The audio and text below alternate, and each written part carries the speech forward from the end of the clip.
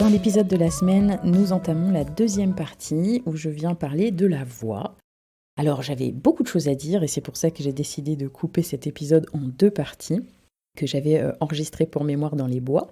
Donc je t'invite déjà à écouter la première partie de l'épisode parce que je t'y détaille et je te permets de faire le lien entre l'état de ton système nerveux, donc dans quel état tu es, dans quel code couleur tu es et comment ça se reflète sur ta voix. Si tu as écouté l'épisode 1, tu sauras aussi qu'en fait, user de ta voix, mettre ta voix et faire vibrer finalement ta voix, c'est une manière de laisser vivre, de te laisser traverser par les émotions. Je t'ai parlé aussi de l'expérience musicale, de la mélodie et à quel point c'était lié dans les aires du cerveau finalement, les émotions et la musique. Et donc du coup, la musique et donc la voix. Et je t'ai parlé d'une émotion en particulier qu'on avait du mal, nous adultes, à gérer au final, c'est la colère. Et j'ai illustré, et j'espère que ça t'a permis de mieux cerner la différence entre une colère saine et une colère que j'appellerais non saine. Et dans tous les cas, eh bien, exprimer une colère, et en particulier exprimer une colère saine à travers les vibrations et à travers notre voix, sera utile. Je t'invite d'ailleurs à tout simplement penser au lion ou à n'importe quel mammifère qui, sous l'effet de la colère, va vocaliser et d'une manière ou d'une autre, ça va sortir par sa voix sa colère. Donc pourquoi nous humains, on fige et on bloque ce phénomène qui en fait pourrait être un moyen de laisser en fait la colère être là, nous traverser, mais surtout aussi s'en aller. Donc je t'invite quand même évidemment à faire la nuance entre crier sur tout ce qui bouge parce que Céline a dit qu'on pouvait et que c'était bien de crier parce qu'il faut utiliser ses cordes vocales. Et encore une fois, la colère, à quoi elle est due, contre qui on l'adresse, mais juste ne pas culpabiliser que en fait notre voix soit un moyen de sortir ça. Par contre, hurler dans les oreilles de quelqu'un qui n'est pas responsable de notre colère, c'est autre chose.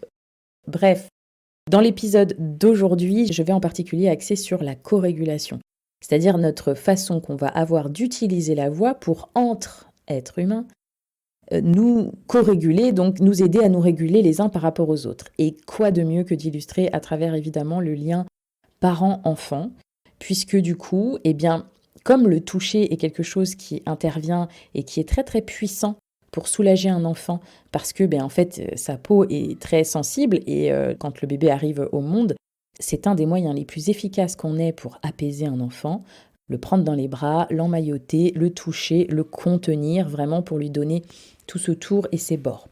Eh bien, de la même manière, comme le toucher est un sens très important, eh bien, la voix que lui, il ne sait pas encore très bien utiliser, mais il va affiner d'ailleurs son oreille pour être réceptif aux vibrations de la voix de ce qui l'entoure, de ses parents, de sa figure d'attachement, de sa maman. Donc, dans cet épisode, j'ai envie que tu aies conscience du pouvoir de la voix entre deux êtres humains.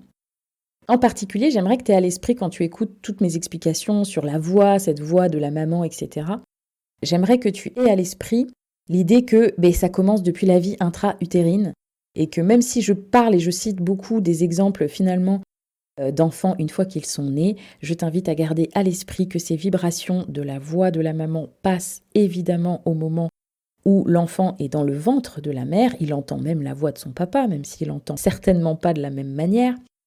Et donc que ces vibrations-là sont à utiliser, encore une fois, usons et abusons de nos voix, en particulier pour, par exemple, les bébés prématurés, qui sont donc sortis et nés plus tôt que l'heure prévue, et qui, on le sait, le sens du toucher est indispensable, mais parfois, pour des raisons justement médicales, on ne peut pas toucher son enfant prématuré, ou on ne peut pas le toucher comme on le voudrait. Donc, c'est peut-être à ce moment-là qu'il faut contrebalancer et absolument utiliser sa voix comme un moyen de sécuriser son enfant. Donc, oui, dans le corps déjà de la maman, cela se passe, et on peut déjà mettre en place des choses qui seront des futurs systèmes de mise en sécurité de notre enfant une fois qu'il sera dans ce monde. Voilà. Je te laisse à l'écoute de cette deuxième partie d'épisode. Donc,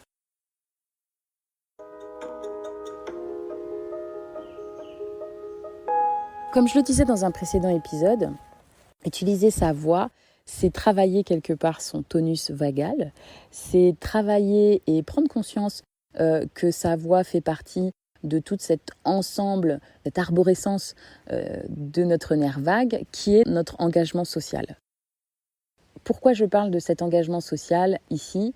C'est que l'engagement social, c'est ce qui nous permet de co-réguler les uns avec les autres. Et comme je le disais, quand on est en lien avec les autres, et c'est ce qu'on peut se souhaiter de mieux, parce qu'il n'existe pas d'être humain qui est capable de vivre tout seul sans être en lien avec l'autre, eh bien, nous avons par la voix un très très très très puissant moyen de connecter, et j'en parlais précédemment par rapport aux enfants et aux parents. L'enfant va très très vite connecter avec ses oreilles, comme sa peau, c'est-à-dire qu'il y a des sens qui sont plus ou moins développés chez l'enfant. Et par exemple, quand il arrive au monde, il ne voit pas très bien.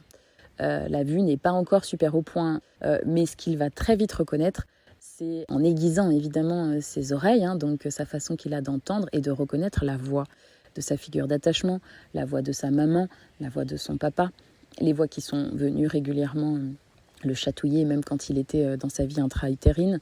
Donc c'est quelque chose qui va très vite développer avec le sens du toucher.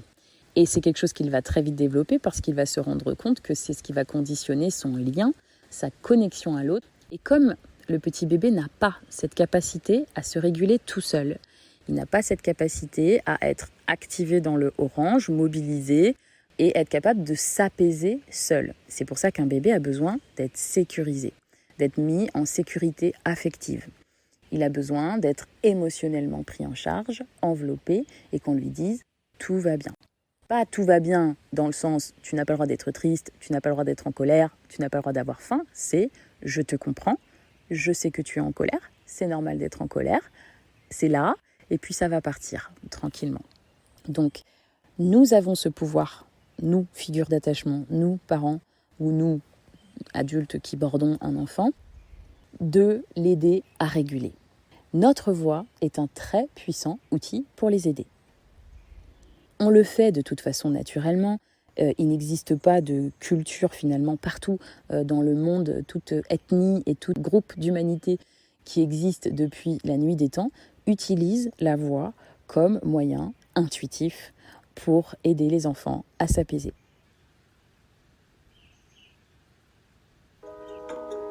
Déjà, ta voix, elle est influencée par ton sourire. Quand tu souris, et d'ailleurs, si tu as pris des cours de chant, tu as déjà dû entendre ta prof te dire « souris, souris » et toi, tu comprends pas. Parce qu'en fait, quand tu souris, ta bouche se met d'une certaine façon et ta voix sort d'une certaine façon. Parce que tous tes résonateurs, que sont ta bouche, des cavités nasales, etc., vont être influencés par la façon dont ta bouche est disposée. Donc, la beauté de la voix, c'est que donc, elle permet de co-réguler et donc, elle permet de façonner. Elle permet de construire, de donner une forme au système nerveux de notre enfant. Donc, on a là un puissant moyen de les aider. Alors évidemment, quand je parle de la voix, encore une fois, je parle d'activer les vocalises, d'activer juste les vibrations. Je ne suis pas en train de parler des mots qu'on est en train d'utiliser. Et c'est pour ça que j'aimerais que chacun puisse d'ailleurs dédramatiser, parce que souvent, dans l'épisode de podcast où je parlais d'être là, je crois que je parlais de cette idée que les gens ont souvent peur de ne pas trouver les bons mots. Et donc, s'il y a un truc que tu pouvais retenir de cet épisode et que je serais contente que tu retiennes, c'est ça.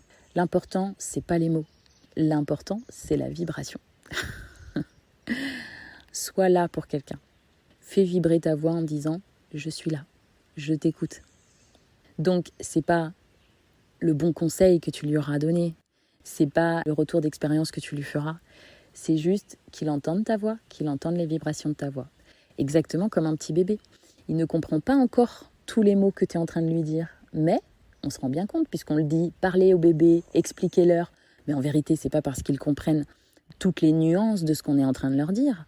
C'est parce qu'on a activé les vibrations. Et les vibrations, en tant que telles, peuvent être thérapeutiques, peuvent être régulatrices, peuvent être apaisantes et peuvent mettre en sécurité.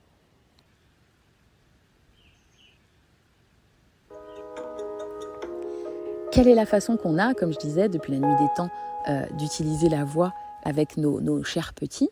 Et assez naturellement, eh bien en fait on aura tendance à utiliser déjà une voix un peu aiguë. C'est vrai, quand on parle à un enfant, on va monter comme ça d'un ton, et puis on va avoir tendance à utiliser des mots qu'on va répéter. C'est-à-dire na na na na na na na na na na na na na. Pourquoi on aura tendance à faire cette mélodie assez simple, mais qui va avoir des pics, des hauts et des bas. On va sentir les vagues comme ça là de notre rythme et de notre intonation. Et pourquoi on va avoir tendance à se répéter ? Parce que ça donne un certain sens de prédictibilité. C'est-à-dire que ça va être pour ton cerveau prévisible. Donc ça va lui permettre de savoir ce qui va venir. C'est-à-dire typiquement na na na na na na na na. Quand tu l'auras fait, eh bien en fait ton cerveau il se dit donc on va avoir na na na na à venir, et t'entends na na na na, et hop, ton cerveau il se dit oui, c'est bien ça. C'est-à-dire que quand on sait ce qui va venir et que ce qu'on se dit que ce qui va venir c'est bien ce qui se produit, eh bien ça nous rassure en fait. On est dans une boucle quelque part de je contrôle ce qui va venir, c'est prévisible, et le cerveau humain adore savoir ce qui va venir. Ça le sécurise beaucoup. Je renvoie évidemment à cette incertitude, et dès qu'on ne sait pas où on va, dès qu'on est fait face à la nouveauté, c'est là qu'évidemment on active notre anxiété, et qu'on active en tout cas c'est quelque chose que notre cerveau déteste par-dessus tout. Donc le sens du contrôle, donc de la répétition, de cette rythmicité qui se répète, va en elle-même constituer ce sens de la sécurité. Et c'est pour ça qu'on fait ça avec les enfants. On va avoir tendance à répéter sur le même ton, avec une petite voix douce. On va avoir tendance effectivement à mettre nos intonations. En tout cas, encore une fois, c'est pas pour la qualité de la conversation qu'on va avoir, c'est pas pour le choix des mots que ça va être important, c'est pour les vibrations en elles-mêmes, la répétition, et c'est quelque chose qui va faire beaucoup de bien.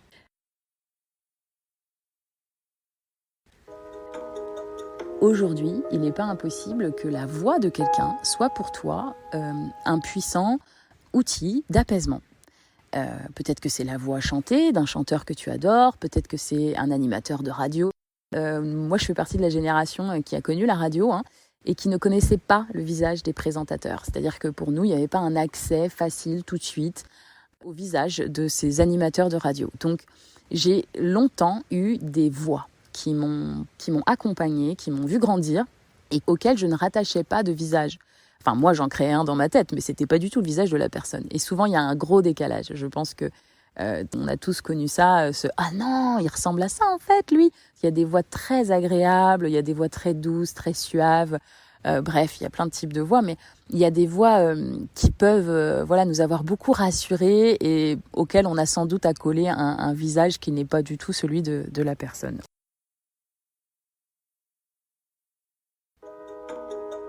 Donc voilà, il faut savoir que quand on a tendance à parler pour une conférence ou devant une salle de classe ou qu'on parle devant d'autres gens, eh bien le fait que l'oreille de celui qui parle s'entende parler va faire partie de cette boucle un petit peu de sécurité, parce qu'il s'entend parler, donc tant qu'il parle, il dit « Ok, donc là j'entends ma voix » et donc il y a un sens du contrôle de ce qui est en train de se passer, et il y a quelque chose d'assez fluide qui se met en place, et c'est pour ça qu'il y a des bons orateurs d'ailleurs, parce que sans doute que leur voix à eux-mêmes exerce ce sens sur eux de la sécurité et de l'apaisement.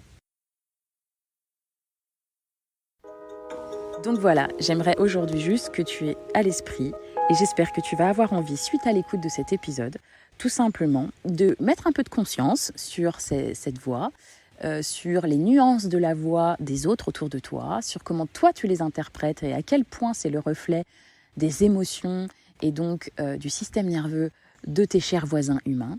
Et puis, commencer à mettre aussi le braqueur sur toi et t'interroger. Quel est ton usage de ta voix ? Comment tu utilises ta voix ? Est-ce que tu l'utilises aujourd'hui comme un moyen de te réguler toi-même ? Est-ce que tu l'utilises pour chanter ? Est-ce que tu l'utilises pour chantonner ? Est-ce que tu siffles ? Est-ce que tu laisses juste les vocalises ? Et j'ai envie aussi évidemment de te parler de cette idée du chant prénatal, des femmes enceintes qui, dans des épisodes de douleur, parce qu'elles sont en train de mettre un bébé au monde, utilisent leur voix pour sortir aussi quelque chose de la douleur qui est en train de les traverser. Parce qu'il y a ce mouvement aussi évidemment de la douleur, ce mouvement aussi tout simplement de l'accouchement, de la vie qui est en route. Et les vertus du chant prénatal, comme d'autres techniques de sophrologie, d'hypnose, etc., peuvent permettre de gérer la douleur. Donc, je te renvoie évidemment à juste que tu aies une idée que la voix est très liée à notre physiologie, à l'état de notre corps. C'est un moyen de prolonger, d'être dans ce mouvement quand c'est le mouvement de l'émotion justement qui est appelé. Et donc, j'aimerais terminer cet épisode en te disant use et abuse, utilise ta voix. Quels que soient les schémas ancrés que tu as de ton enfance héritée, peut-être que tu as été silencé, peut-être qu'on t'a dit que non, peut-être qu'on t'a plutôt invité à te taire. Il y a plein d'autres moyens de voir comment on peut être des fois, maintenu un peu petit dans notre façon d'être, de nous exprimer dans le monde. La posture, notre port de tête, nos épaules, évidemment, plein de choses disent de nous ce qu'on a eu tendance à nous demander d'être. Et la voix en fait partie. Et donc, je t'invite aujourd'hui à interroger ton propre rapport et ta propre relation à ta voix et surtout, use et abuse de ta voix pour te réguler, pour chanter, chantonner, grogner, laisser sortir cette voix et observe les effets de ta propre voix sur toi-même. Voilà, j'espère que cet épisode t'aura plu, aura ouvert plein de portes des possibles pour toi sur l'utilisation de ta propre voix, évidemment par extension sur l'utilisation de ta voix, de ce que tu es venu poser comme empreinte sur le monde, de la couleur que tu es venu emmener dans cette vie, de ce que tu es venu partager et vibrer avec tes autres amis humains. Je t'invite évidemment plus largement à te questionner, mais en tout cas, pourquoi pas utiliser ta voix pour ça.